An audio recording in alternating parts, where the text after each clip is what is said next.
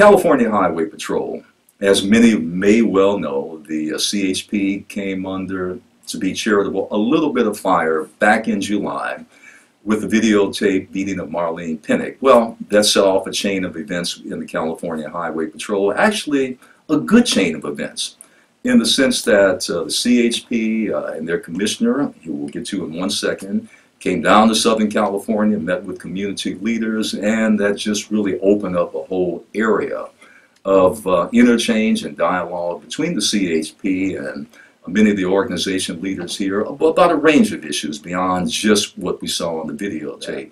My special guest today on the Hutchinson Report is none other than, in studio, Joseph A. Farrow, the Commissioner of the California Highway Patrol.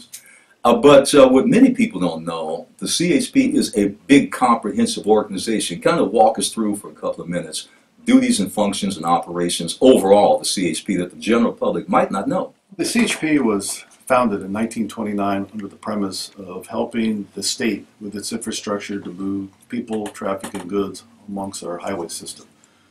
We're geographically located in every county with 104 different offices, which are mini versions of the California Highway Patrol. Each individual office working independent but interdependent with the entire organization. So same value system, same training, the same requirements for the job to do that. And we have 104 different offices. In the Los Angeles County, you have 12 offices within Los Angeles County alone. Our principal mission is to move people, property, goods on the highway system. We're a traffic law enforcement agency with full peace officer powers statewide. Since the merger of the state police in 1995, we took over the state infrastructure of all state buildings, the Capitol, the protection of dignitaries as they visit California, and an emergency response agency to help allied agencies, both local and federal, in terms of times of disaster. And we have the authority, and we do it on a regular basis. We assist our allied agencies when they have incidents or circumstances. Things that I was certainly impressed with. Now, on a personal note, oftentimes, I wear many hats, but we have the organization, the LA Urban Policy Roundtable, and we get involved with a lot of civil rights activities and actions. And invariably, oftentimes, police, that comes into play, issues about police misconduct, police abuse, and so forth, and we've got involved with, some of them over the years. One of the things I was struck by with you and / the CHP, your prompt response. We did challenge you. We did criticize you. We came after you. I mean, there was no question about that. However, forget that. What I thought was so impressive was there was no duck, there was no dodge. You confronted the issue directly. You came right at us and said, I want to have a dialogue. I want to have an outreach, which fitted in, actually, Commissioner, with what I have always seen as a CHP, and many others have, basically a service organization, not just a law enforcement organization, you're that, but a people-friendly service organization, and that fit in with the image I had, the wholesome image I had of the CHP. But the California Highway Patrol has always prided itself on our ability to interact and become part of all these communities in which we serve. And they're very diverse. So we go from Oregon all the way down to San Diego. We go out to Arizona, Nevada, of course bordered by the Pacific Ocean. And all these communities are a little bit different with their own identity.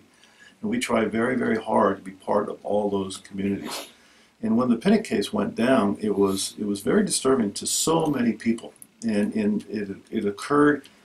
We knew right then and there that we had a problem. We had a huge problem with trust. And we had a trust because we knew there was a community out there that looked at that and really, they were disgusted by what they saw. They were hurt by what they saw, and they wanted answers. And in the tradition of the patrol, what we always try to do is that you have to own up to what happens within your organization. And I wanted to thank you on the air publicly for reaching out and allowing the patrol to come down in a community environment and talk about the case and talk about what happens now. And there were a lot of people that were in that room, and a lot of people that deserve a lot of credit for trying to keep our communities calm while a department wrestles with something that is very, very large. And I wanted to thank you for that in allowing us to do that. But what we were looking at the time is we all saw the same video. Where do we go from here? And what was that all about? And really, you can't hide from issues like that. You just have to deal with them. When you have an incident like that, the people have genuine questions that they deserve answers to. And we use the word, it's overused a lot about transparency, but I believe in my heart that you can deal with the most negative issue. You can deal with an issue that just has people so upset, but if you can sit down and you can meet with them and trust is developed, that we can resolve these issues. And you proved that. You proved that. I think we proved it as a community, working together, that we can deal with that, and I think that is what I'll remember ever.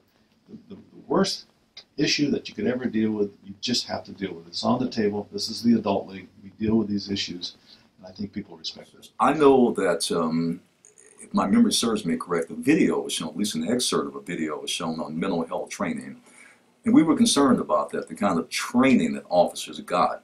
I mean, not to get into the CHP, but once they're in the CHP, to make sure that they understand every step of the way what their function really is as a people-friendly service organization. Can you talk a little bit about training procedures?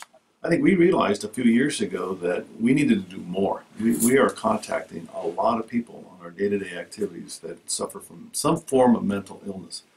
And we wanted to go out and embark on something not as traditional, but really bring in how are we going to deal with these individuals and how are we going to treat them? How can we be very compassionate in how we deal with them? If not, we end up arresting people with mental illness, and they don't really need to be arrested. They need help. And so I think this case really highlighted the fact that even though we were trying to do more than the minimal standards, it wasn't enough. And so right now today, there are many discussions going on statewide with many practitioners and people intimately involved in those disciplines to help us evolve to a state-of-the-art agency trying to train our officers to the best of their ability. And so we're going from a 6-hour standard to probably a 40-hour program in which we're going to try to roll out within the next couple of years. Now I say years and everybody's going to think, well, that's a long time. Well, I have to train almost 8,000 officers and we have to build the class. I want to do it much sooner than that.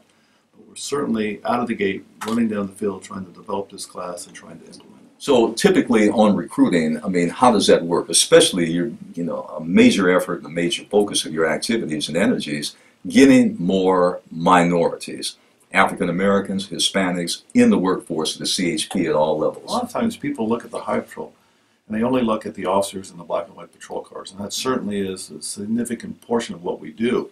And we had a booth there because we're going to be testing here in the next week. And I'd like to give you a website here before I close today so we can get interested applicants on board, but also at the same time we have a lot of civilian jobs.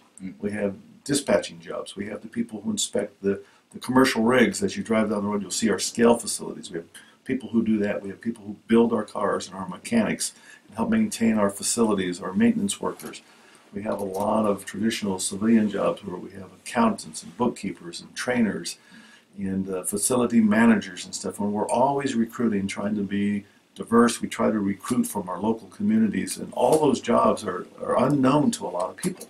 And so what we're trying to do is make them known and let people know there are opportunities to come to work for the state and come to work for the California Highway Patrol. I have seen an uptick in the number of African American and Hispanic officers. I mean, and also female officers too. It does seem like that there is an increased effort over time on the part of the CHP to really have a diverse workforce, but my guess is it's still not enough. We can do a lot better. We can do better. We do broad-based recruiting, but we also understand that we are underrepresented in several ethnicities, and we're working on that. Those that are interested in the CHP career or involvement, you mentioned before the website. Actually, I have your website, but Commissioner, I think it would come better from you. Okay, it's our website. You should go online now and take a look at it. It's www.chpcareers, careers.com, or you can dial 818-240-8200, and we have officers standing by to take your call and can help you and walk you through the system.